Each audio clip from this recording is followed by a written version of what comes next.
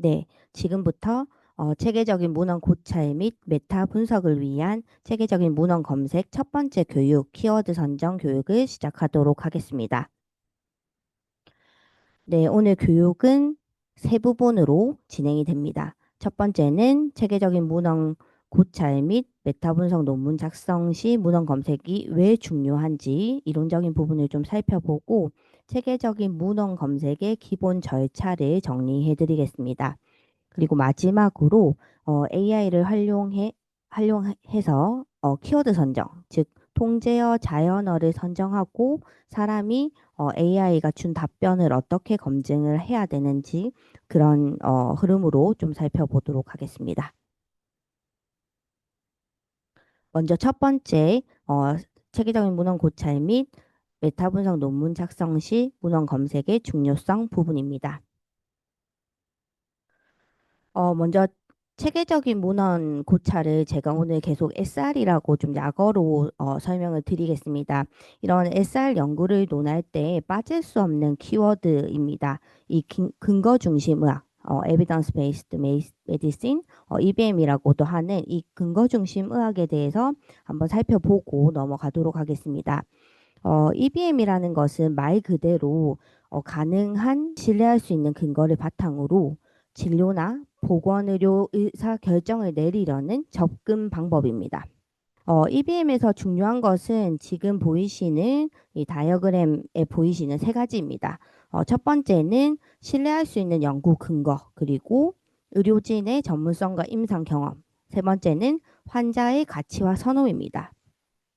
이 세 가지를 함께 고려해서 주어진 환경과 또 활용 가능한 자원 안에서 환자에게 가장 적절한 의사결정을 내리는 것이 이 근거 중심 의학의 핵심이라고 할 수 있습니다.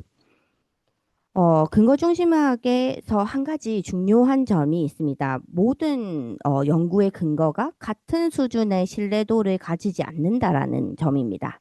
그래서 EBM에서는 연구 근거를 이렇게 위계로 나열을 해두고 좀 분류해 두고 있습니다.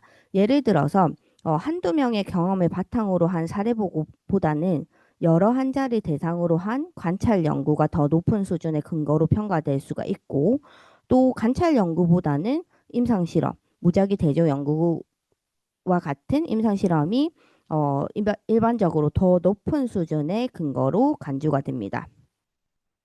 그리고 여러 개별 연구들을 체계적으로 모아서 비판적으로 평가하고 종합한 체계적인 문헌 고찰과 메타 분석을 근거의 위계에서 가장 높은 수준의 연구로 평가하고 있습니다. 그런데 모든 체계적인 문헌 고찰이라고 해서 자동으로 이렇게 신뢰도 높은 근거의 위계가 높은 연구가 되는 것은 아닙니다. 우리가 실제로 출간된 연구들을 살펴보면 하나의 주제에 많게는 수백 편, 적게는 수십 편의 연구가 존재하고 있고 그 연구마다 결과가 다르게 나타나기도 합니다.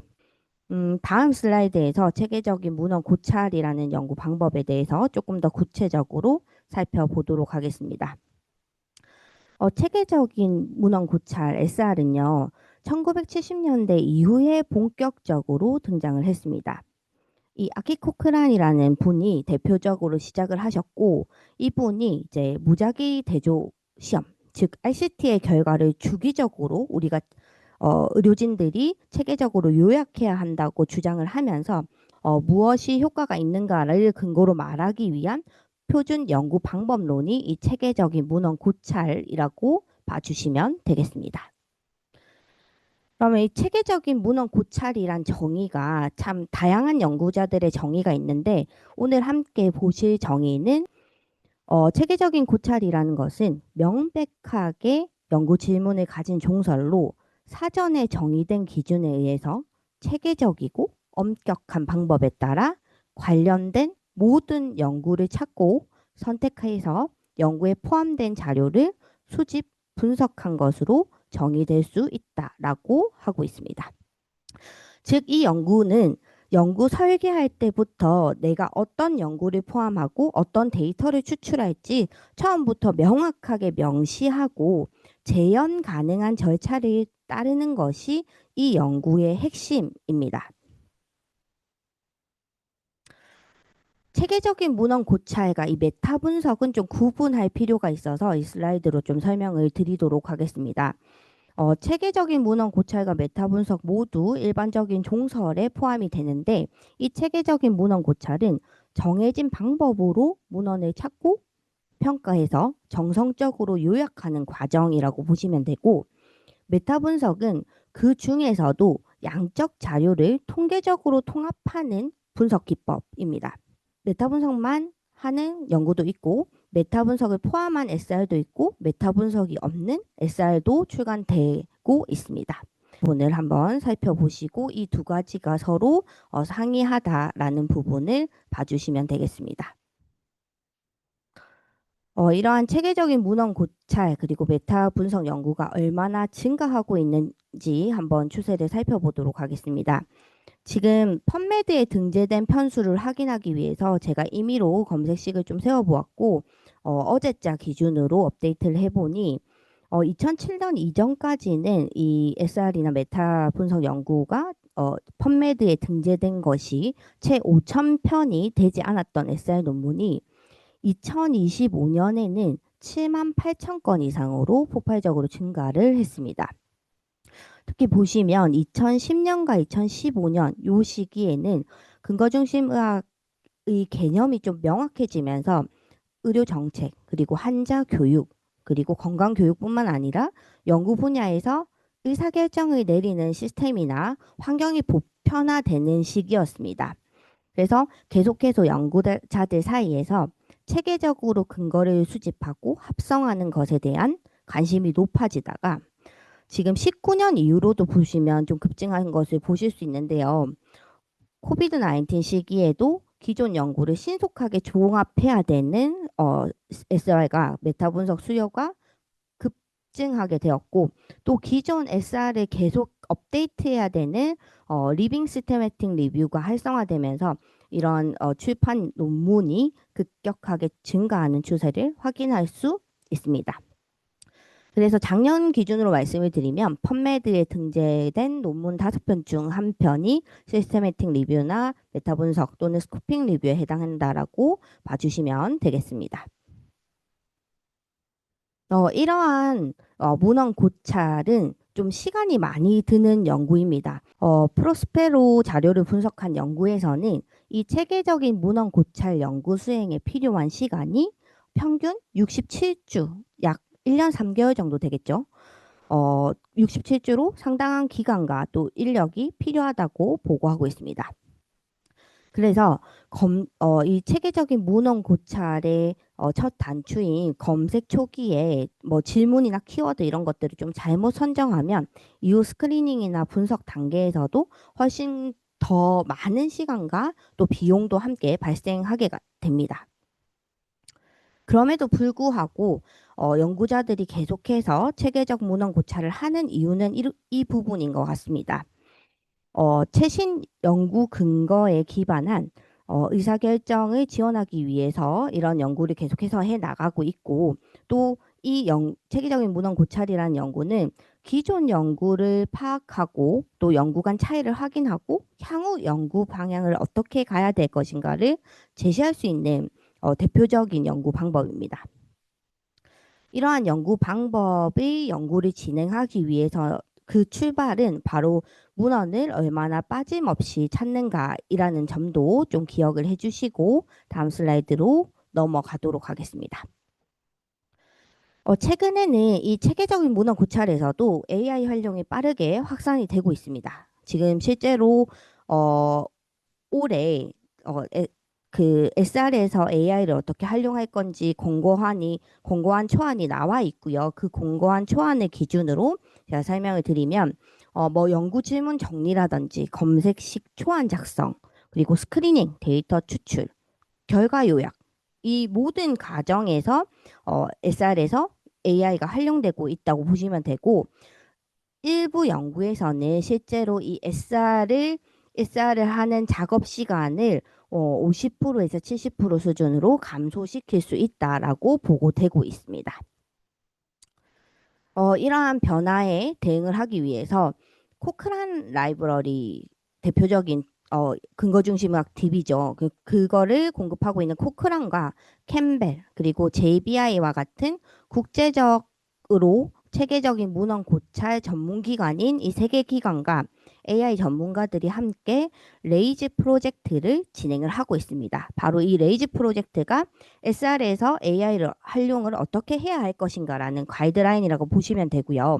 실제로 이 가이드라인을 보시면 그 SR의 전 단계에서 이런 도구들을 연구자들이 사용하고 있고 지금 뭐 검증을 하고 있다라고 얘기가 되고 있습니다. 선생님들도 궁금하시면 챗GPT나 클로드나 제미나 이런 것들은 보셨을 것 같은데 지금 AS 리뷰 같은 거는 저도 여기서 처음 봤습니다. 이런 것들 한번 들어가 보시는 것도 경험이 되실 것 같습니다. 이런 도구들을 연구자들이 SR에 사용을 하고 있다라는 것도 확인할 수 있는데 사실 이 프로젝트의 핵심은 AI를 사용을 하지 말자가 아니라 이제는 AI를 SR에 책임 있게 사용하자라는 것이 전반적인 기조였습니다. 그래서 어떤 단계에서 어떻게 활용하고 어떻게 검증할 것인가를 논의하는 단계에 우리가 지금 와 있다라는 것을 알 수 있었고 이 권고안 초안을 보시고자 하시는 분들은 지금 밑에 레퍼런스를 달아두었습니다. 오픈 사이언스 프레임워크라는 OSF라는 플랫폼을 통해서 이 권고안 초안이 공개되고 있고 SR 연구 과정에서 AI를 어떻게 활용하고 검증해야 되는지 권고 사항을 관심 있는 분들은 한번 들어가셔서 직접 확인해 보시기 바랍니다. 그렇다면 오늘 저희가 포커스를 맞추는 부분은 체계적인 문헌 고찰에서도 그 검색 과정입니다. 그래서 그 권고안에 나오는 검색 과정을 제가 한 슬라이드로 좀 정리를 해 보았더니 SR에서 AI가 검색을 대체할 수 있을까가 가장 궁금한 부분이었고 결론적으로는 아직 어렵다라는 결론이 도출되었습니다. 왜냐하면 AI는 의미 기반 검색이나 그리고 그 우리가 프롬프트를 넣었을 때 우선순위가 높은 순으로 정렬을 해준다라는 점이 있지만 또 똑같은 프롬프트를 다른 사람이 넣었을 때는 다른 정렬 순을 보여주는 그런 부분들이 있습니다. 그래서 의미 기반 탐색 문헌을 탐색하는 데는 강점이 있지만 그런 검색 출처가 불분명하거나 아니면 재현성이 낮거나 그리고 또 한 가지는 유료 논문들을 제외한 무료 오픈 액세스 논문에 한정돼서 결과를 주기 때문에 관련 문헌이 누락될 수 있다라는 그런 부분들이 아직 한계점으로 있었습니다. 이 권고안이 올해 지금 최근에 3월 정도에 나왔기 때문에 지금 최신 동향을 반영한 상황이라고 보시면 되고 그렇기 때문에 이 SR 검색에서는 포괄성, 투명성, 재현성이 중요한 검색을 진행을 해야 되는데 현재 가장 최신의 가이드라인에서도 전통적인 데이터베이스 검색과 또 정보검색 전문가 사서들의 도움이 필요하다고 권고를 하고 있습니다.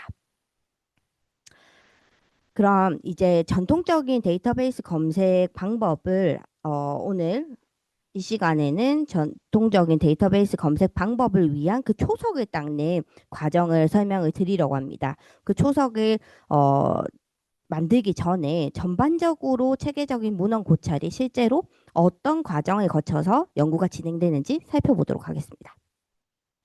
체계적인 문헌 고찰은 일단 프로토콜, 연구 계획서를 세우고 프로토콜을 개발하는 것부터 시작합니다. 이 프로토콜에는 구체적이고 또 선정 배제 기준까지 매우 상세하게 적어 두셔야 연구를 진행하시는데 시간이 좀 덜 걸린다라고 생각을 해주시면 될 것 같고 이 프로토콜이 개발되고 나서 가장 먼저 하시는 것이 문헌 검색입니다. 그리고 검색된 문헌을 가지고 자료를 선별하고 또 평가하고 통합해서 결론을 도출하고 보고서를 작성합니다. 즉 전반적으로 연구계획서부터 보고까지의 그 출발점은 문헌 검색이라고 보실 수가 있습니다. 그래서 사전에 정의된 연구 계획서에 의거해서 연구 주제에 따라서 문헌 검색을 하시는데, 이 문헌 검색이 부적합하면 이후의 선별 그리고 합성, 또 통합, 이런 것들을 진행을 하셔야 됩니다. 그래서 문헌 검색을 하실 때 꼭 기억을 하셔야 될 점은, 문헌 검색이 부적합하면 이후의 선별 그리고 합성, 또 통합, 이런 것들을 진행을 하셔야 됩니다. 결과 해석이 모두 바이어스가 발생할 수가 있습니다. 그래서 문헌 검색은 근거 중심 의학의 첫 단추라고 보시면 되겠습니다. 제가 말씀드리는 이 모든 과정들이 그냥 그 어, 모든 과정들이 코크란 핸드북이나 네카 매뉴얼에 따라 표준화되고 있습니다. 현재 지금 보이시는 슬라이드에 있는 코크란 핸드북과 네카 가이드라인이 가장 널리 사용되고 있는 가이드라인들이고 실제로 교수님들께서 체계적인 문헌 고찰 연구를 진행을 하신다면 전반적인 이런 지침 확인은 한번 꼭 해보시는 것을 권장드리겠습니다. 오늘 저는 이러한 가이드라인에서 검색 부분을 좀 추출해서 방법적인 부분을 설명드리도록 하겠습니다. 방금 보여드렸던 그런 가이드라인 이외에도 체계적인 문헌 고찰과 메타 분석 연구자들이 따라야 하는 그 권고안들이 있습니다. 첫 번째는 프리즈마 2020이라는 보고입니다. 보고 지침입니다. 총 27개의 체크리스트를 확인하실 수 있고 또 이 프리즈마 2020 사이트를 가셔서 플로우 다이어그램을 통해서 연구자가 검색하고 또 선정하고 배제하는 과정을 모두 투명하게 보고할 수 있는 그 폼을 다운로드 받으실 수 있는 사이트라고 보시면 되고요. 이런 폼에서 보여지는 그런 항목들을 보면 이 체계적인 문헌 고찰에서는 항목들을 보면 체계적인 문헌 고찰에서 검색 부분에서는 어떤 데이터베이스를 선정하고 몇 월 며칠에 어떤 검색식으로 검색을 진행을 하는 것이 중요하다라는 것을 또 확인할 수 있는 그런 사이트입니다. 한번 들어가셔서 꼭 확인을 해보시기 바랍니다. 지금 프리즈마 2020 버전에는 AI를 어떻게 SR에 녹여서 사용하고 이거를 검증했다라는 그 체크리스트가 포함되어 있진 않습니다. 작년 12월에 이 SR에 AI를 활용한 그런 항목들을 어떻게 검증할 것인지 체크리스트를 추가하는 것을 제안하는 연구 결과가 나왔고 연구 보고서가 나왔고 그 연구 보고에 따르면 어, 어떤 AI를 사용했는지, 그리고 어떤 프롬프트를 사용하고 사람이 어떤 방법으로 검증을 했는지, 그리고 그 정확도는 어떠했는지를 정도를 추가하는 것으로 체크리스트를 제안을 하고 있었습니다. 그래서 한편에서는 AI가 발전하면 발전할수록 제일 먼저 사라질 연구 방법론이 체계적인 문헌 고찰이라는 의견도 있지만 결국 체계적인 문헌 고찰이라는 연구가 모두 AI로 대체되는 것이 아니라 이런 방향으로 AI를 활용하면서 이런 방향으로 사람이 검증해 나가면서 또 다른 연구들을 새로 보고하지 않을까라고 또 추측을 해볼 수 있었습니다. 이런 것들이 아직 완전히 프리즈마 체크리스트에 반영되지 않았지만 어, 추, 이런 추세가 보인다라는 정도 좀 기억을 해주시면 좋겠습니다. 그리고 프리즈마 체크리스트 이외에도 이 암스타라는 체계적인 문헌 고찰 방법의 질을 평가하는 도구가 있습니다. 그래서 이런 체계적인 문헌 고찰을 다 하시고 프리즈마 체크리스트와 암스타는 반드시 검증을 하셔서 어떤 부분들을 놓쳤는지 한번 보시는 것이 좋습니다. 암스타에서도 검색 관련 부분만 좀 말씀을 드리면 암스타에서 검색 관련은 좀 항목이 그렇게 많지는 않습니다. 보시면 체계적 그 포괄적인 문헌 검색이 이루어졌는지, 즉 하나의 DB만 쓰진 않았는지, 그리고 검색어와 검색 전략을 제시했는지, 혹은 회색 문헌까지 좀 고려했는지 이런 부분들이 한 3, 4 항목으로 평가 대상이 되는 것을 볼 수 있으십니다. 그래서 이런 가이드라인과 공고안, 평가 도구에서 꼭 체크해야 되는 부분을 포함해서 문헌 검색을 어떻게 진행을 하는지 살펴보도록 하겠습니다. 체계적인 문헌 검색 방법을 설명드리겠습니다. SR에서 체계적인 문헌 검색은 단순히 펀메드에서 검색하는 것과는 조금 다릅니다. 시스테매틱 서치라는 것을 정의를 한번 살펴보시면 특정 주제에 관련된 연구를 가능한 철저하고 객관적이고 또 재현 가능하게 찾아내는 과정을 체계적인 문헌 검색 과정이라고 얘기를 합니다. 그래서 찾고자 하는 문헌을 최대한 확보하면서 불필요한 문헌이 포함되지 않도록 검색을 세우는 것이 이 문헌 검색의 핵심이라고 말씀을 드릴 수 있는데요. 여기서 중요한 것은 단순히 많이 찾았느냐가 중요한 것이 아니라 체계적으로 그리고 나의 검색식이 다시 검색될 수 있는 재현 가능한 방식으로 실제로 찾았는지가 가장 중요한 핵심이라고 보시면 되겠습니다. 그리고 또 한 가지는 체계적인 문헌 고찰, 특히 검색에서 발생하는 대표적인 바이어스가 퍼블리케이션 바이어스입니다. 이 출판 편량을 줄이기 위해서는 데이터베이스 하나를 가지고 연구를 끝내는 것이 아니라 보다 완벽한 문헌 검색을 하기 위해서는 다양한 데이터베이스, 다중 데이터베이스 활용하는 것이 필수적이라는 것을 알 수 있는 부분입니다. 그래서 이 보건의학 분야에서 우리가 다양하게 검색할 수 있는 데이터베이스가 무엇이고 또 SL 무엇인지 그리고 체계적인 문헌 검색을 진행할 때 어떤 것부터 확인해야 되는지 좀 플로우 순서대로 말씀을 드리도록 하겠습니다. 연구 주제가 정해지고 연구 계획서를 작성하시고 나서 그 다음 하셔야 될 부분이 가장 먼저 하셔야 될 부분이 내가 하려는 주제에 대한 체계적 문헌 고찰이 이미 있는지 기존 연구를 확인하시는 겁니다. 이미 동일한 주제의 SR이 있다면 새로운 연구를 진행할 필요가 없습니다. 하시면 안 되는 부분입니다. 그렇기 때문에 이미 동일한 연구 주제가 있는지 한번 확인해 보고 있다면 새로운 연구로 전환을 하든지 아니면 핵심 질문을 조금 변형해서 재정의해서 연구 방향을 새롭게 잡으셔야 된다는 것도 꼭 기억을 해주시면 좋겠습니다. 그러면 기존 연구를 어디서 찾아볼 수 있는지 살펴보도록 하겠습니다. 한 두 군데 정도 제가 소스를 드릴 텐데요. 첫 번째는 펀메드에서 필터를 활용해서 기존 연구를 검색을 하실 수 있습니다. 롱 코비드와 재활 관련해서 펀메드에 검색을 하신 다음에 관련된 SR이 있는지 확인하는 방법은 검색 결과 좌측에 보시면 아티클 타입 필터가 있습니다.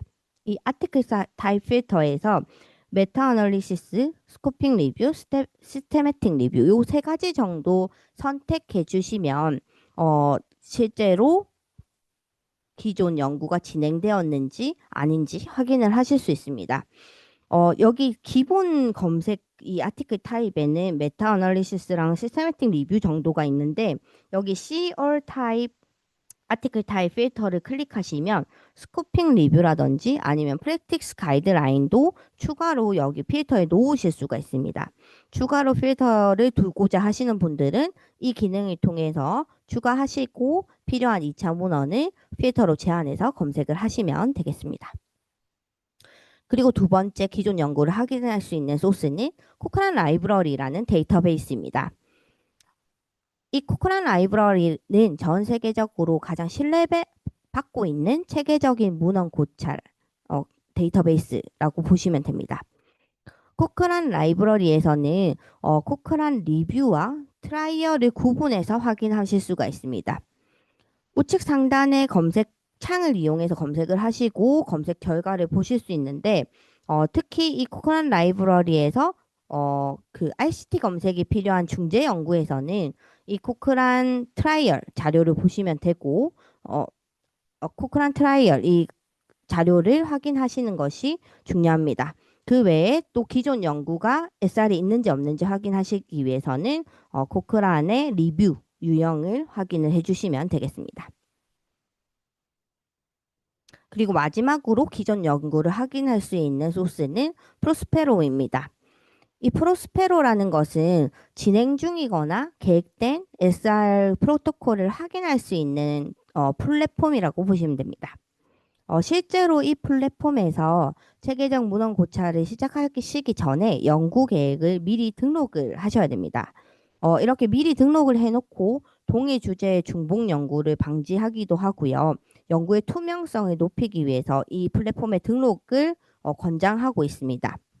그래서 실제로 연구자가 무엇을 어떻게 검색하고 어떤 기준으로 포함 배제를 연구에 포함 선택 배제를 할 건지 미리 명시를 해둔 계획서를 이 프로스페로 자료에 등록을 하실 수 있습니다.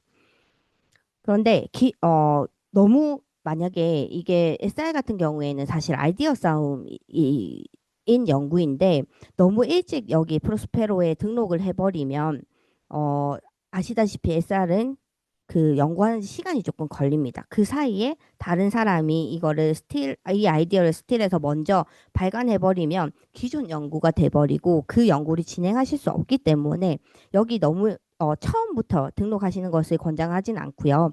적절한 시기에 프로스페로의 내 연구 주제를 등록해놓고 그걸 기반으로 SR 연구를 진행하시는 것을 권장을 하고 있습니다. 그래서 이 프로스페로는 직접 내가 SR 할 때 등록해야 되는 플랫폼이구나 한 가지 기억을 해주시고 그 다음은 여기서도 기존 연구가 뭐가 등록되어 있는지를 확인하실 수 있습니다. 이렇게 기존 연구 검토가 끝나면 검색 데이터베이스 선정을 하셔야 됩니다. 사실 이 검색 데이터베이스 선정은 주제 선정 이후에 조금 더 구체적으로 어디까지 검색을 할 건지 고민을 하실 수 있는데 일단 우리가 진행하는 보건의학 분야에는 굉장히 좋은 데이터베이스들이 많습니다. 그러면 보건의학 분야에 어떤 데이터베이스가 있는지 좀 체계적으로 살펴보도록 하겠습니다. 지금 보이시는 이 화면에 나오는 검색 데이터베이스들은 네카 매뉴얼에서 제시하고 있는 보건의학 데이터베이스의 코시 모델입니다. 이 코시 모델이라는 것은 코어, 스탠다드, 아이디얼의 약자입니다. 이 코어 스탠다드 아이디어는 연구의 목적과 범위에 따라서 필수로 진행해야 되는 데이터베이스, 그리고 표준, 그리고 이상적인 데이터베이스로 구분해 놓고 이를 조합해 놓은 모델이라고 보시면 되고요. 이 코시 모델에서 말하는 코어 데이터베이스는 세 가지입니다. 매드라인, EMBase, 코크란 라이브러리입니다. 근데 펀메드에 매드라인을 포함한 데이터베이스가 다양하게 있는데 그 중에 대표적으로 무료로 접근 가능한 데이터베이스가 펀메드입니다. 그래서 연구자들이 SR을 할 때 펀메드, EMBase, 코크란 라이브러리 세 가지는 반드시 포함해서 SR을 진행을 하셔야 되고요. 이 스탠다드 DB 같은 경우에는 코어 데이터베이스 외에 주제별로 좀 특성화되어 있는 데이터베이스를 여기 분류를 할 수 있습니다. 그래서 모든 SL에서 기본적으로 포함되어야 되는 DB는 아니고요. 주제별로 예를 들어서 내가 국내에 포커스를 맞춘 SR을 진행한다 하면 국내 모든 문헌을 검색할 수 있는 리스트 추가하셔야 되고요. 그리고 간호학 분야에 연구를 진행하고 있다 하면 시널 이런 것들을 주제별로 좀 더 추가해서 보완할 수 있는 DB라고 보시면 됩니다. 그리고 이 아이디얼 같은 경우에는 코어 스탠다드에도 없는 그 회색 문헌들을 말하는데 이 부분은 사실 데이터베이스에서 검색이 쉽지 않은 문제점이 있습니다. 그래서 요즘은 이 아이디얼 부분을 예전에는 구글 스콜라에서도 이렇게 합성해서 보시기도 했고요. 아, 요즘은 생성형 AI한테 물어봐서 이 학회 초록집이라든지 회색 문헌을 합성하는 그런 연구도 포함되고 있습니다. 하지만 이런 웹사이트나 생성형 AI에서 그 검색된 연구 같은 경우에는 이렇게 합성하기 전에 반드시 실제로 있는 그 정확한 출처의 논문인지 확인해 보시고 합성하는 과정이 필요하다는 것도 좀 기억을 해주시면 좋겠습니다. 그리고 우리가 데이터베이스 선정할 때 가장 중요한 것은 우리가 제가 지금 소개드리는 데이터베이스는 대부분 유료로 이용한 것들이 더 많습니다. 그래서 연구자가 이 검색 데이터베이스를 선정하기 전에는 실제로 내가 이 데이터베이스에 접근할 권한이 있는지부터 도서관에 접근해서 어떤 데이터베이스들이 있는지 확인하고 데이터베이스 선정을 해주셔야 됩니다.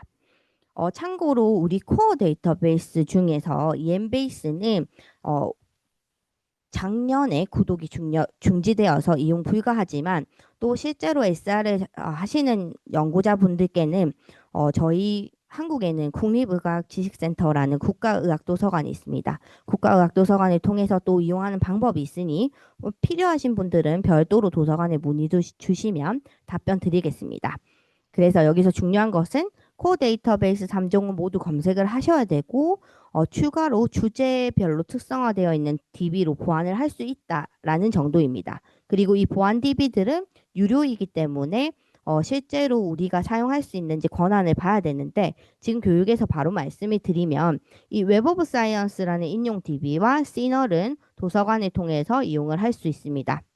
근데 정신의학 관련 심리사회 관련 사이크 인포는 유료 DB인데 저희가 구독하지 않기 때문에 접속 권한이 없다라는 점도 참고를 해주시면 되겠습니다. 지금까지는 그러면 문헌 검색을 어디서 해야 될지 데이터베이스 셀렉션 부분을 좀 정리를 했다면 지금부터는 체계적인 문헌 검색을 어떤 과정을 통해서 해야 되는지 살펴보도록 하겠습니다. 체계적인 문헌 검색은 좀 단계별로 하셔야 됩니다. 첫 번째는 핵심 질문을 피코라는 프레임워크를 활용해서 컨셉을 구분합니다. 그리고 나서 각 컨셉마다 키워드 선정을 통제어 자연어로 하셔야 됩니다.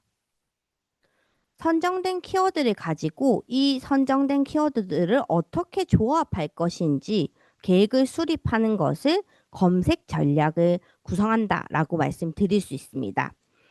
선정된 키워드로 검색 전략을 구성하시고 나서 선정된 데이터베이스로 가십니다. 선정된 데이터베이스에서 각 데이터베이스별 검색식을 작성하셔야 되는데 이 부분을 좀 복잡해 하시는 이유가 데이터베이스별로 인터페이스도 다르고 사용하는 검색 기법, 기호 이런 것들이 조금씩 상이합니다. 뭐 어떤 DB는 대문자가 허용되지만 어떤 DB는 대문자가 허용되지 않아서 소문자만 써야 된다. 뭐 이런 것들도 있습니다. 그렇기 때문에 각 데이터베이스 특성을 알고 그 특성을 반영한 검색식을 작성해 주시면 됩니다. 작성한 검색식을 데이터베이스에서 검색을 진행하는데 우리가 진행하는 체계적인 문헌 검색은 좀 복잡한 것을 이렇게 단계적으로 차곡차곡 쌓는 검색을 진행해야 되기 때문에 각 데이터베이스에서 베이직 검색창을 통해서 검색하는 것이 아니라 어떤 위치에서 검색하는 게 좀 더 유리한지를 살펴보셔야 되는 부분도 한 가지 있습니다.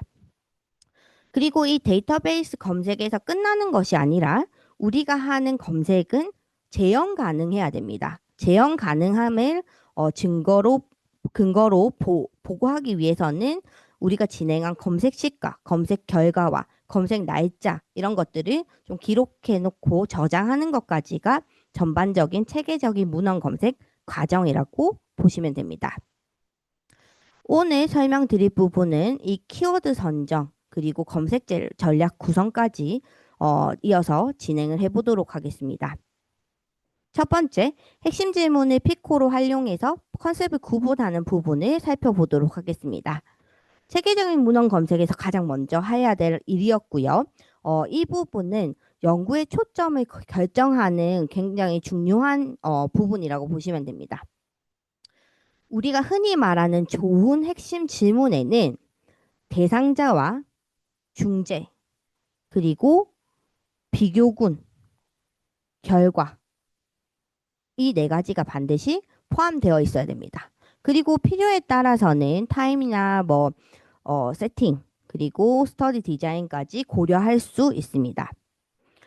이런 구성 요소를 다 포함한 질문이 좋은 핵심 질문이라고 말씀드릴 수 있고 이 핵심 질문 자체가 좀 모호하면 검색 키워드도 모호해지고요. 검색 결과도 사실 좀 통제하기 어렵게 진행이 됩니다.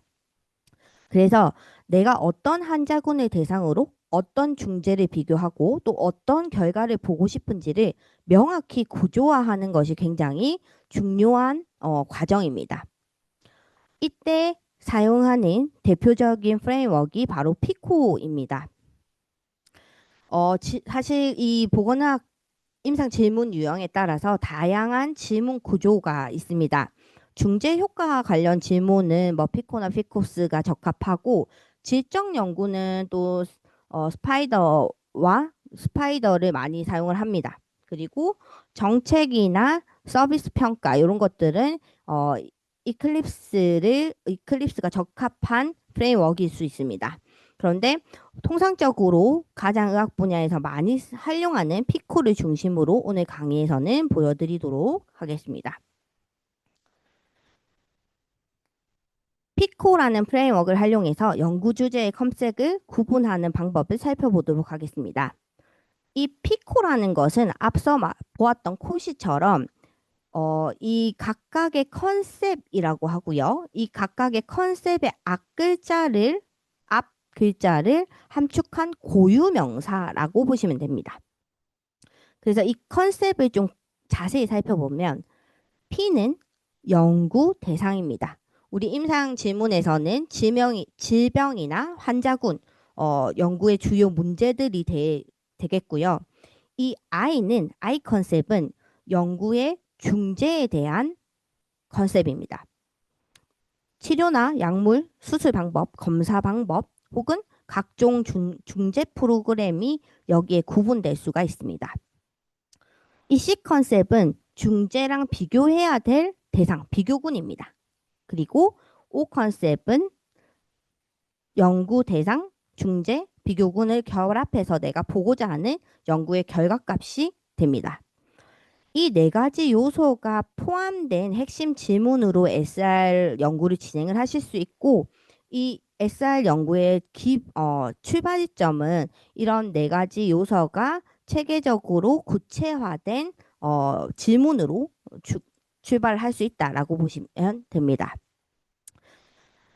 핵심 질문을 피코라는 프레임워크로 구분하는 예시를 한번 살펴보도록 하겠습니다. 일단 추상적인 나의 연구 아이디어를 좀 구체화하는 부분이 필요합니다. 추상적인 질문을 구체화하기 위해서는 피코라는 프레임워크를 활용할 수 있는데, 지금 보이시는 것처럼 식이요법은 고혈압에 효과적인가라는 질문은 굉장히 추상적입니다. 그런데 이거를 피코라는 프레임워크를 활용해서 고혈압 성인에서 식이요법은 수축기 혈압을 낮추는가라고 PICO를 모두 넣어서 질문을 구체화하면 이런 식으로 피코를 나눌 수가 있습니다. 그리고 나서 나눈 피코로 키워드 선정을 하실 수 있는데, 여기서 중요한 것은 이렇게 질문을 구체화해야 각 컨셉의 키워드를 안정적으로 선정할 수 있다라는 부분입니다. 굉장히 쉬운 예시로 설명을 드렸고요. 제가 이 부분에서 좀 천천히 말씀드리는 이유가 사실 되게 쉬워 보이지만 실제로 해보시면 이 부분을 굉장히 어려워하십니다. 왜냐하면 이 중재라는 부분을 우리가 그냥 인터벤션이라고 키워드로 선정해서 진행을 하시려고 하는 초심자들은 이런 부분을 하고자 합니다.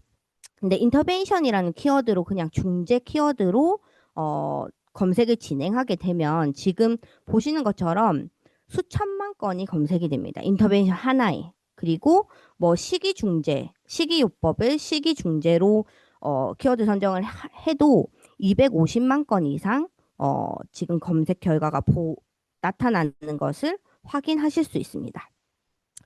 그래서 제가 지금 여기서 말씀드리고 싶은 거는 컨셉을 구분할 때 그냥 중재로 하는 것이 아니라 중재에 대한 구체적인 그런 개념들을 컨셉으로 구분해 두셔야 검색을 하실 때 바이어스 없이 좀 검색을 하실 수 있다라는 부분을 설명드리고자 했습니다. 그래서 이런 식이 같은 경우에는 뭐 저염 식이도 있고요. 글루틴 프리, 뭐 지중해 식당 다양하게 조금 더 구체화할 수가 있습니다. 그런 구체적인 중재 설정이 필요하다라는 것을 다시 한번 기억을 해주시면 좋겠습니다.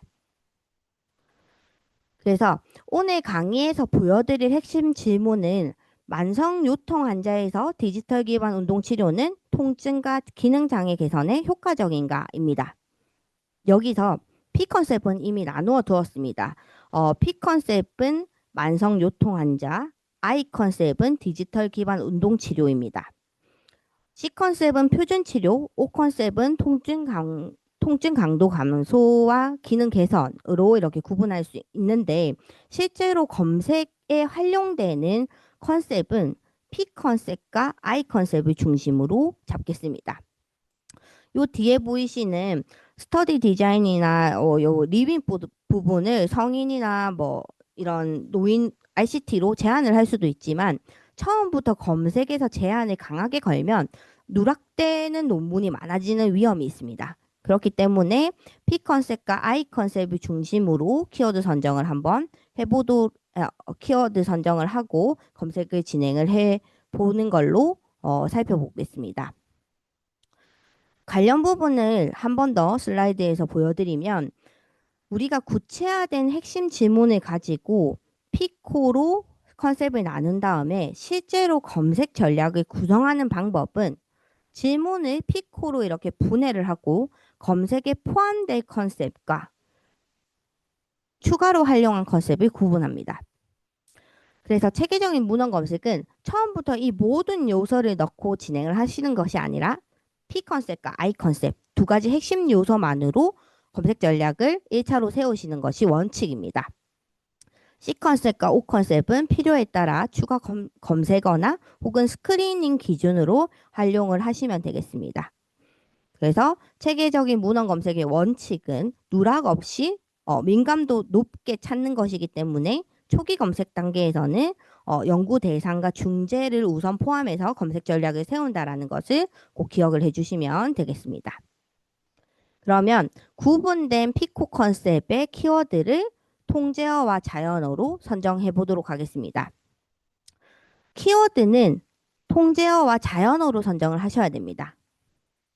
검색 키워드는 통제어와 자연어로 나눌 수 있는데 이 두 가지를 활용을 하셔야 됩니다.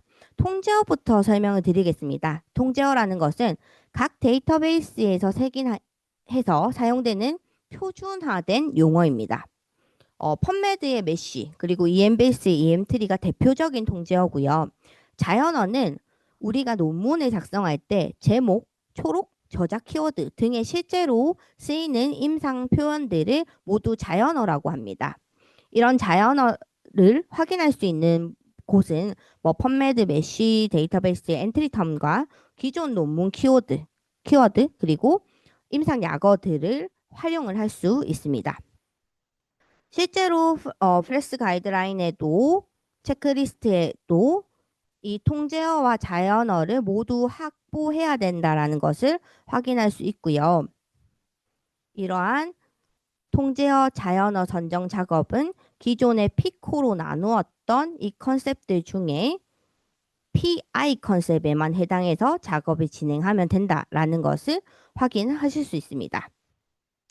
이 단계에서 중요한 것은 AI한테 바로 키워드 선정을 요청하는 것이 아니라 먼저 우리가 P 컨셉의 메시텀, I 컨셉의 메시텀, 그리고 P 컨셉의 자연어, I 컨셉의 자연어를 먼저 충분히 확보하는 과정을 진행하신 다음에 AI를 보조로 활용해야 된다라는 부분입니다. 통제어 선정부터 확인해 보겠습니다. 데이터베이스에 색인된 통제 용어를 통제어라고 하고요. 지금 보시면 AI 관련된 다양한 표현들이 있습니다. 지금 슬라이드에 보이시는 AI 관련 다양한 동의어들을 확인할 수 있습니다. 근데 만약에 이러한 통제어가 없다면 이 동의어를 모두 우알 조합을 했을 때 관련 개념이 누락되지 않고 모두 검색이 되는데 이런 데이터베이스에서 통제어를 Generative Artificial Intelligence라는 대표 용어로 선정을 해두고 특정 주제의 다양한 동의어를 하나의 대표 용어로 이렇게 선정을 해주면 내가 검색하지 못한 적절한 문헌까지 한 번에 찾을 수 있다는 장점이 있습니다. 그리고 이 통제어 검색을 하면 또 내가 찾지 않아도 되는 불필요한 개념들을 또 배제해서 검색의 정확도를 높여줄 수가 있습니다. 이 보건의학 분야의 대표적인 통제어는 두 가지가 있습니다. 메쉬와 EM트리입니다. 메쉬와 EM트리 이 두 가지는 사용하는 데이터베이스가 다르고 또 이 용어들의 특징이 다릅니다. 보시면 이 메쉬라는 통제어는 펀메드와 코크란 라이브러리, 사이크인포와 같이 매드라인을 기반으로 사용하는 데이터베이스에서 사용하는 통제어입니다. EM트리 같은 경우에는 EM베이스에서 사용하는 통제어입니다. 그래서 같은 주제의 SR 검색을 진행을 하시더라도 펀메드와 EM베이스에서 사용되는 데이터베이스의 통제어가 다르다라는 것을 확인하시고 반드시 각 DB의 데이터베이스 통제어 선정이 필요하다라는 것도 기억을 해주셔야 됩니다. 그러면 EM베이스 같은 경우에는 유료 데이터베이스고 저희가 지금 접근에 제한이 좀 있기 때문에 무료로 누구나 접근할 수 있는 펀메드의 통제어인 메쉬 통제어를 한번 찾아보도록 하겠습니다. 펀메드에서 통제어를 찾는 방법은 이 메쉬 데이터베이스입니다. 보시면 펀메드의 기본 검색창에서 검색을 하시는 게 아니라 통제된 용어를 찾기 위해서는 그 아래에 있는 메쉬 데이터베이스를 통해서 통제어 검색을 하실 수 있습니다. 이 메쉬 데이터베이스로 가셔야지 통제어를 확인하실 수 있고 또 용어의 구조들을 확인할 수 있습니다. 예를 들어서 메쉬 데이터베이스에 가면 나타나는 기본 검색창에 백페인이라는 용어를 검색을 하면 논문이 나오는 것이 아니라 관련된 펀메드 통제어 메쉬 텀들이 검색 결과로 나오게 됩니다.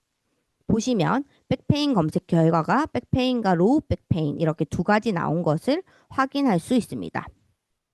네, 만선 요통 환자라는 그 컨셉에는 단순 백페인보다는 로우 백페인이 더 직접적인 통제어입니다. 요럴 때는 이 스콥노트 용어의 범위를 정의해 놓은 이 용어 아래 스콥노트를 확인해 보시고 해당 메쉬가 내 연구 질문과 일치하는지 판단해서 통제어로 선정을 해주시면 되겠습니다. 제가 이 메쉬에 대한 컨셉을 계속 교육을 할 때 보여드리는 슬라이드인데요. 메쉬 텀은 정해져 있습니다. 계속 말씀드리는 것이 메쉬 텀을 내가 알고 있는 텀의 메쉬 그 검색식 형태로 이렇게 바꾸면 주제 검색이 정확하게 되나? 라고 또 혼동하시는 분들이 계셔서 실제로 한번 돌려보면요.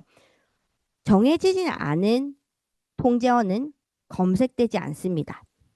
보시면 펀메드에서 암은 니오플라즘으로 정식 통제어가 있기 때문에 니오플라즘이라는 통제어 뒤에 가까로 메쉬라는 필드 태그를 붙이면 통제어 검색 결과가 나타납니다.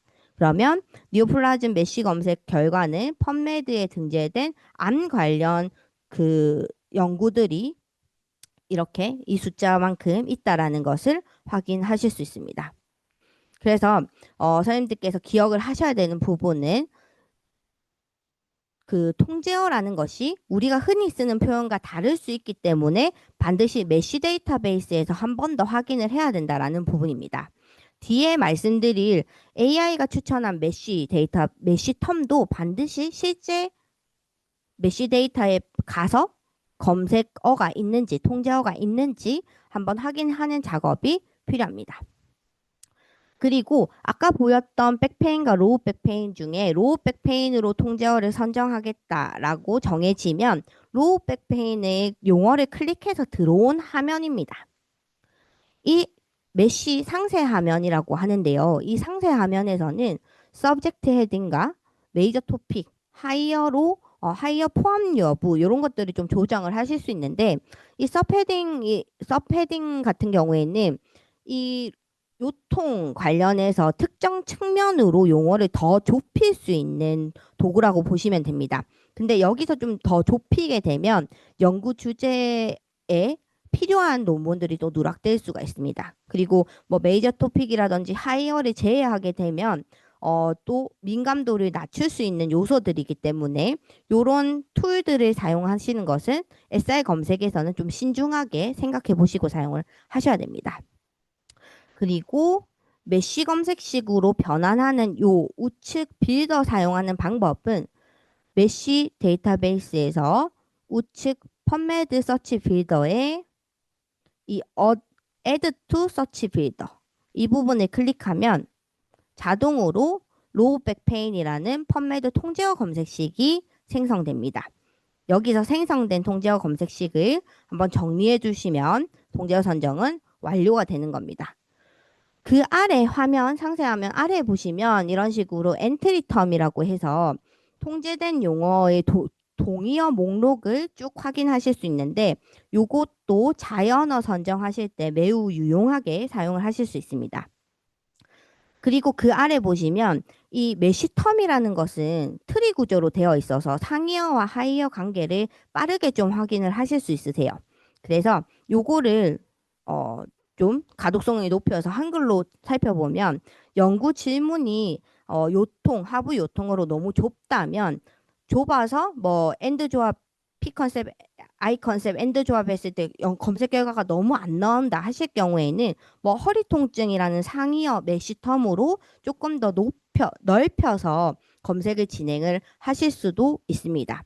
그래서 이 메쉬 검색 결과 상세 화면에서는 통제어도 확인할 수 있지만 자연어 후보 그리고 그 통제어의 상하이어를 확인하고 검색어 변경 및 조정이 가능하다라는 것도 챙겨봐 주시면 되겠습니다. 이런 통제어 선정, 자연어 선정과 같은 키워드 선정을 할 때 챗GPT나 제미나이와 같은 AI를 활용하면 메시텀에 좀 빠르게 제안을 받으실 수 있습니다.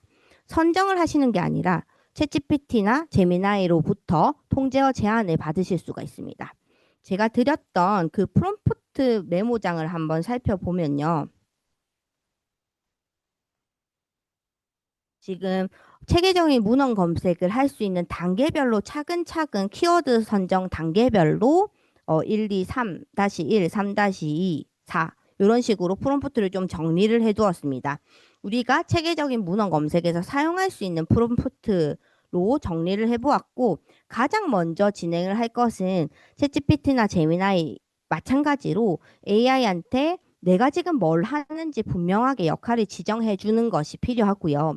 그리고 나서 뭐 통제어를 선정해줘, 자연어를 선정해줘 하신 다음에 전반적인 키워드를 확인하는 순서대로 보실 수 있습니다. 그런데 통제어를 확인해줘, 자연어를 확인해줘. 그 다음 이런 식으로 단계별로 프롬프트를 넣어 주실 수도 있지만 요 4번 프롬프트 보시면 그냥 전반적으로 내가 지금 이 주제에 대한 피코 프레임워크로 나눠 두었고 거기 필요한 통제어와 자연어를 추출해 뭐 확보 제안을 해달라고 하면 또 한 번에 한 플랫폼에서 그 키워드 제안을 받으실 수 있습니다. 저는 요거를 이미 오늘 교육 전에 다 돌려보았고 오늘 예시로 좀 설명을 드리도록 하겠습니다.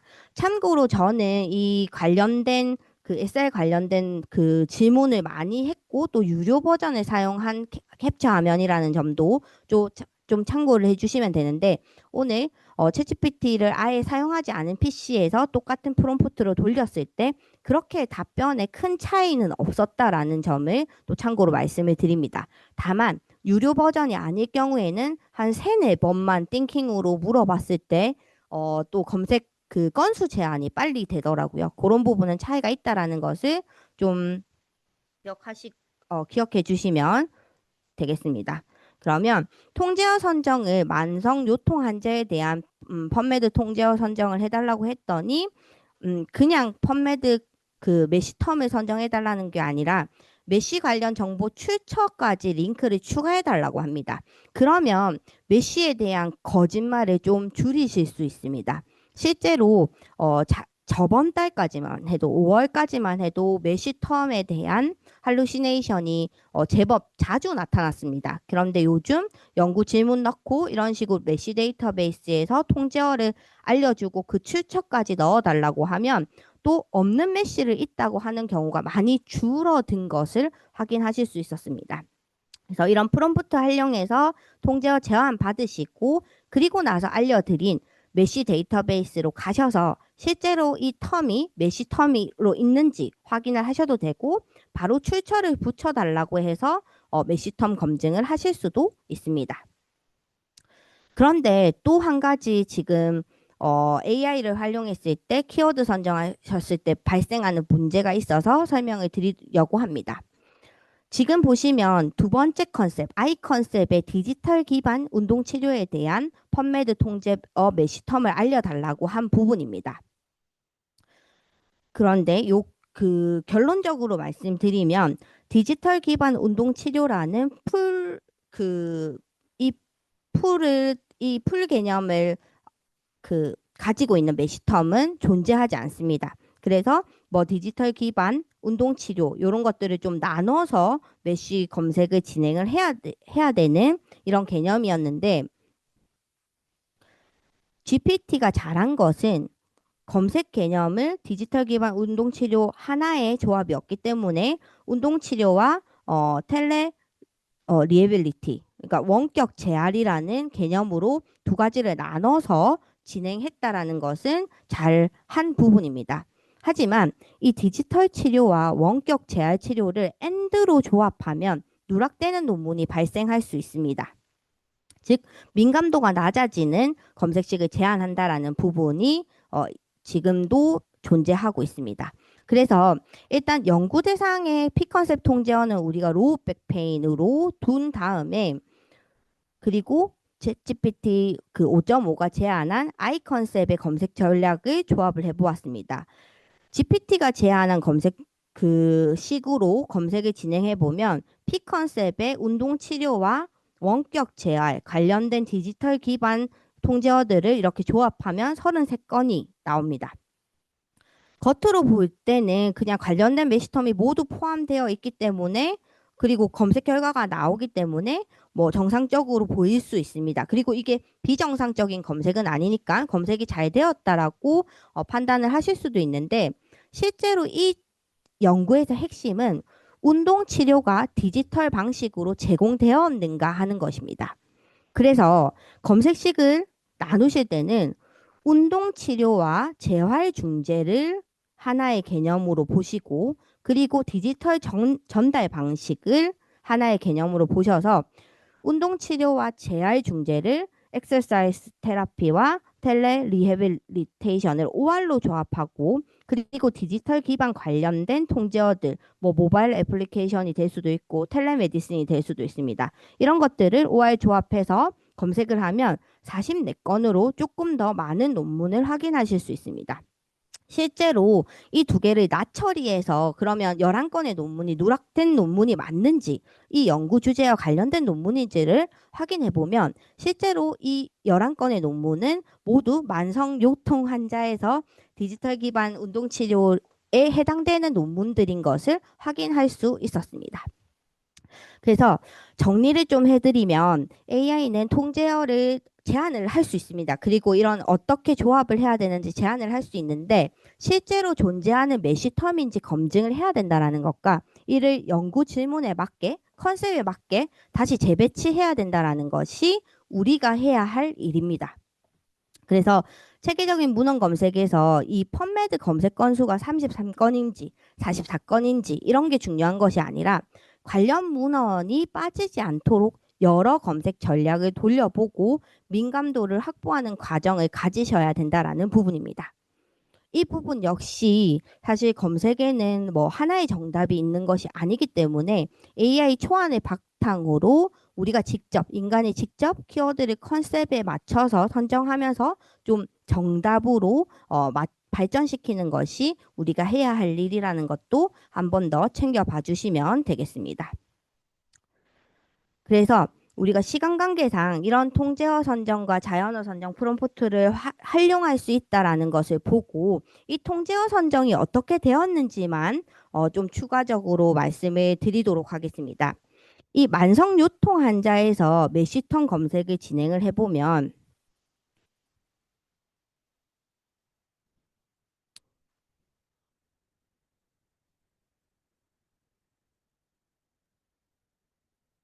자, 만성 요통 환자에서 필요했던 백페인 매시텀을 검색을 해보면 총 두 가지가 나오고 요 통 같은 경우에는 두 번째 통제어를 우리가 통제어로 선정을 한다라고 했습니다. 스콥 노트에 필요한 요 통은 로우 백페인이었고 로우 백페인의 상세 검색 결과 보기 화면을 쭉 내려가 보시면 이렇게 See also라는 부분이 있습니다.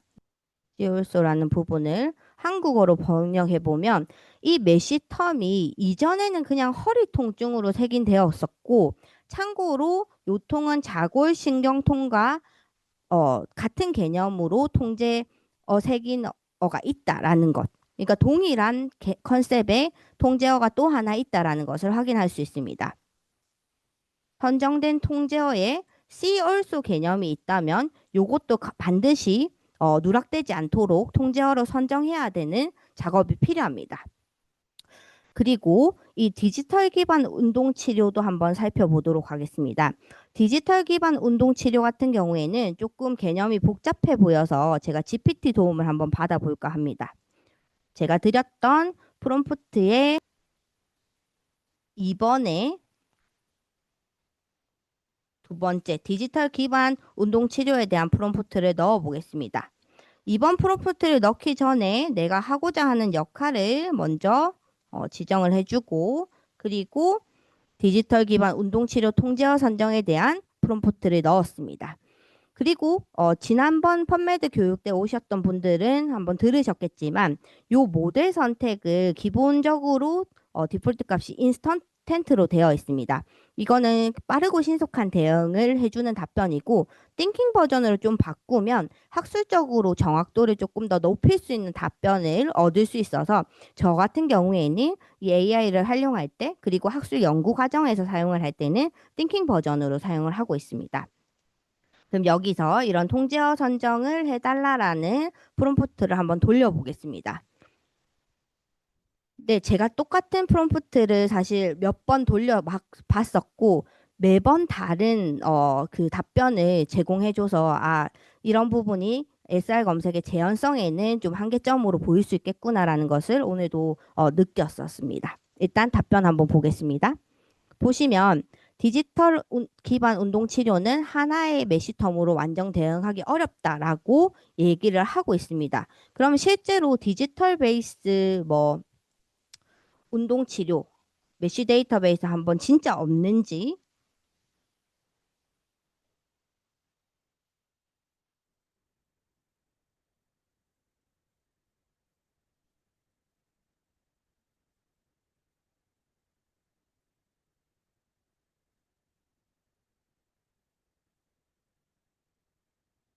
용어를 찾아보겠습니다. AI가 말한 디지털 베이스 운동 치료는 없는 것이 맞습니다. 그래서 우리가 만성육통 환자에서 디지털 운동 치료 효과 이 연구 주제에서 디지털 기반 중재와 그리고 운동 치료 컨셉으로 이렇게 나눠서 통제어를 선정해야 된다라는 이런 답변을 주고 있습니다. 이런 것들을 기반으로 이제 운동 치료 관련된 메시텀 추천을 해주고 있고요. 디지털 기반 관련 통제어들을 이렇게 추천해주고 있습니다. 근데 사실 우리가 디지털 기반 이 치료 중재가 요즘 굉장히 핫한 키워드인데 디지털 치료제 그리고 인터넷 베이스드 중재 이런 것들도 다 포함될 수 있는데 일부만 나온 것을 확인하실 수 있습니다. 그래서 추가적인 이 지금 프롬프트는 AI를 활용하실 때 보조적으로 쓰시고 추가적인 그런 통제어 확보 같은 경우에는 실제로 기존 논문의 메시텀들을 한번 확인해 보시고 디지털 치료 중재에 가장 많이 나타나는 이 키워드가 디지털 치료제입니다. 이 치료제로 사용된 논문의 상세 결과 화면을 보시면 그 스크롤을 좀 내리셔서 메시텀을 확인해 보시면 디지털 치료제 관련된 논문이 모바일 어플리케이션으로 색인되어 있다는 것을 확인하실 수 있습니다. 이런 식으로 만약에 챗GPT나 제미나이한테 물어봤을 때 통제어 확보가 충분히 되었지 않다라는 느낌을 받으시면 펀메드의 기존 논문의 메시텀을 활용을 하실 수도 있습니다. 그리고 이제 추가적으로 자연어 선정이 필요한 이유는 명확합니다. 우리가 펀매드 문헌 중에서 매드라인 저널에 한정해서 메시 색인이 이루어지고 이 색인에는 시간 지연이 나타납니다. 보시면 5월에 출간된 입법 논문이 색인 과정을 통해서 실제로 정확한 메시텀 부여는 뭐 7월에 색인이 될 수가 있습니다. 요즘은 AI 자동 색인 기능에 의해서 출간되자마자 메쉬 텀이 붙기는 하지만 이것이 인간 검증을 거쳐서 수정되는 경우도 종종 있습니다. 그렇기 때문에 최신 논문에 대한 그런 누락분 혹은 잘못된 그 정보들을 반영하기까지 시간이 걸리기 때문에 우리가 최신 논문을 모두 검색하기 위해서는 자연어 검색이 필요합니다. 이런 자연어는 관련 문헌을 좀 포괄적으로 검색하기 위해서 가능한 모든 표현을 자연어로 선정을 해주셔야 됩니다. 자연어로 선정을 하실 때는 생성형 AI를 활용하실 수도 있지만 일단 정통적인 방식은 각 데이터베이스의 동의어 목록을 모두 들고 오시는 겁니다. 그리고 모든 동의어 목록 중에 나에게 필요한, 내 연구에 꼭 필요한 자연어들을 선정하고 내가 알고 있는 내 임상 현장에서 사용하는 용어들, 약어들도 모두 자연어로 선정을 해주실 필요가 있습니다. 실제로 지금 시험 파일을 통해서 로우 백페인에 대한 자연어를 한번 확보를 해보도록 하겠습니다. 로우 백페인에 대한 자연어 확보를 전통적으로 하는 방법은 메쉬 데이터베이스에서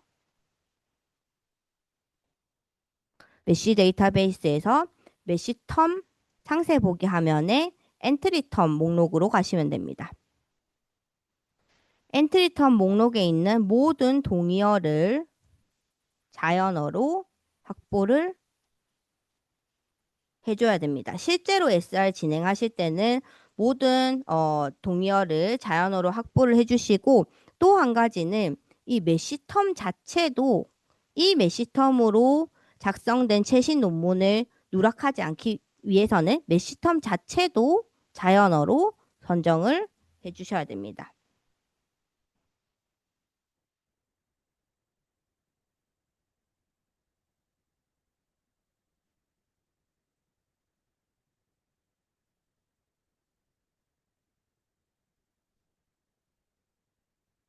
예전에는 이 전통적인 방식에서 그냥 내가 알고 있는 자연어를 추가하는 걸로 끝이 났었는데 지금은 우리가 가지고 있는 프롬프트를 가지고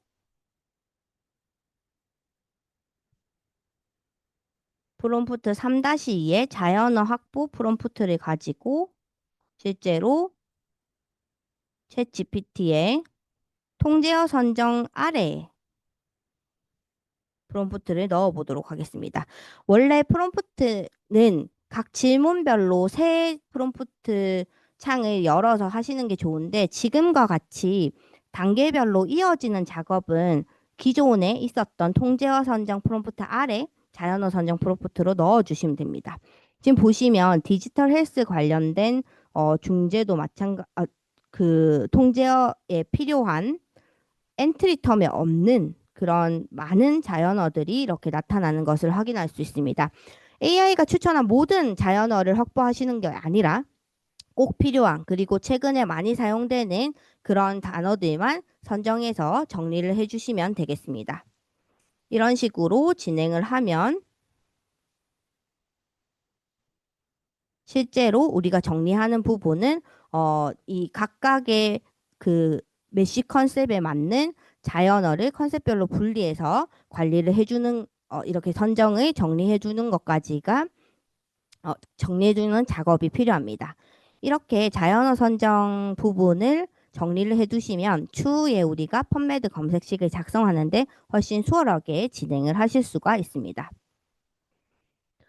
이 모든 통제어 자연어 예시를 한 번에 할 수 있는 프롬프트도 4번으로 정리를 해두었고 실제로 요거를 제미나이 3.5에 검색을 해보면 그 이런 식으로 그 메시텀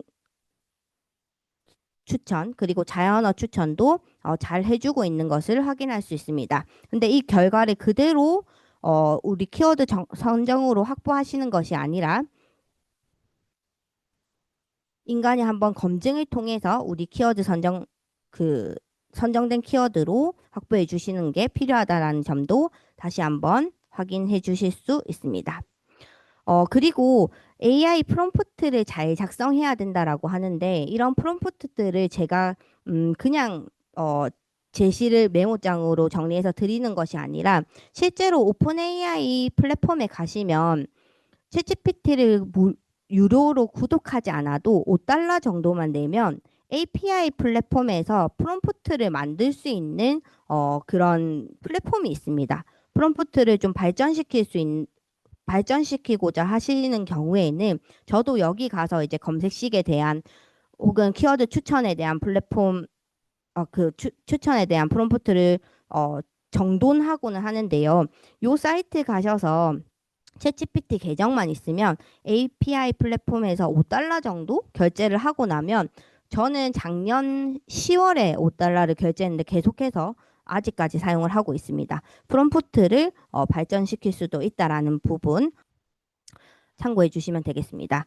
다시 돌아와서 우리가 선정한 키워드들을 이제 통제어 자연어 검색 결과에 비교를 해보면 통제어로 검색한 경우에는 주제와 좀 정확도 높은 검색 결과를 확인할 수 있고 자연어로 검색을 했을 때는 색인되지 않은 최신 문헌이나 제목 초록에만 국한된 문헌들을 또 더 찾을 수 있다라는 장점이 있기 때문에 이 두 가지를 함께 이용해야 된다라는 것을 보실 수 있습니다. 체계적인 문헌 검색의 전략은 단순히 이렇게 키워드를 나열하는 것이 아니라 연구 질문을 중심으로 피코, 그리고 스터디 디자인, 타임, 세팅을 구조화하는 과정인 것을 오늘 긴 시간 동안 전반적으로 살펴보았습니다.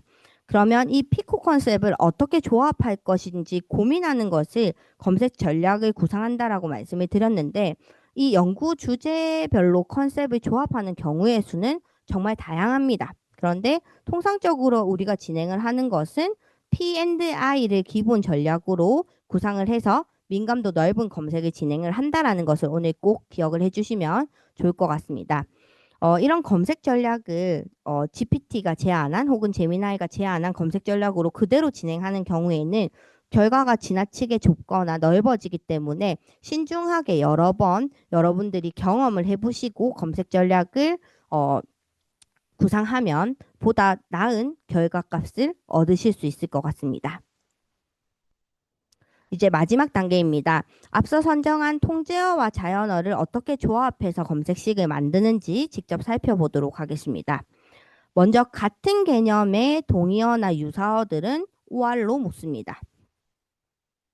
그리고 서로 다른 상이한 개념은 AND로 연결해서 전체 P&I 검색식을 완성을 합니다. 이렇게 하면 한쪽에서는 민감도를 한쪽에서는 특이도를 확보할 수 있는 검색식으로 만들어지고 실제로 오늘 말씀드렸던 만성 요통 환자를 P 컨셉으로 그리고 디지털 기반 운동 치료를 I 컨셉으로 조합하는 방식 P&I 방식으로 검색을 하면 된다라는 부분을 기억을 해주시면 되겠습니다. 오늘은 체계적인 문헌 고찰의 첫 단계인 키워드 선정과 검색 전략 수립까지 함께 살펴보았습니다. 내일 이 시간에는 실제 오늘 선정한 키워드들을 가지고 펀메드와 코크란 라이브러리 검색을 어떻게 진행하는지, 검색식을 어떻게 만들고 검색을 진행하는지 함께 또 확인해 보도록 하겠습니다. 오늘 긴 시간 동안 고생 많으셨고 지금 시간이 가능하신 선생님들께서는 학술정보 활용 교육 만족도 조사도 함께 부탁드리겠습니다. 오늘 고생 많으셨습니다. 감사합니다.